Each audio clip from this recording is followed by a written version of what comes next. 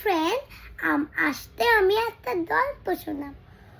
এক ছিল লোত আর এক ছিল বাচ্চা। একদিন একটা মানে বাচ্চা দূর ছিল, মানে ওর ধরে। তো ওর সবার ফ্রেন্ড বলল, তুই চল আমরা একটু বিচে যাই। তো বিচে গেল। তারপরে বললো, ওয়াও তত ভালো বিচ। তো আমরা এটা তো চপান ও জল দিয়ে খেললো।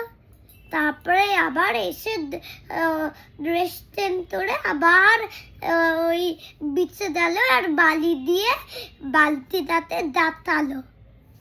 তারপরে একদিন ওর মা বলছিল কি ওর মানে আরেকটা বাতে সত্যি মা ওতে বলছিল যে আমি একটু দুধতে যাব।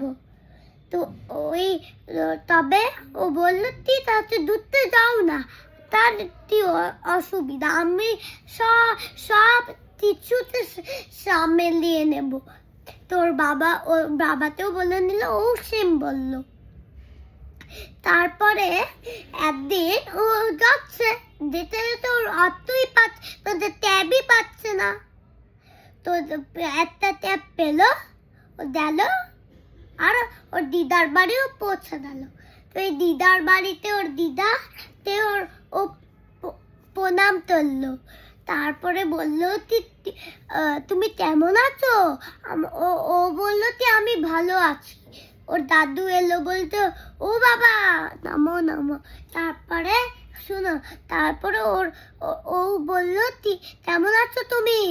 আমি এই লাস্টটা সবসময়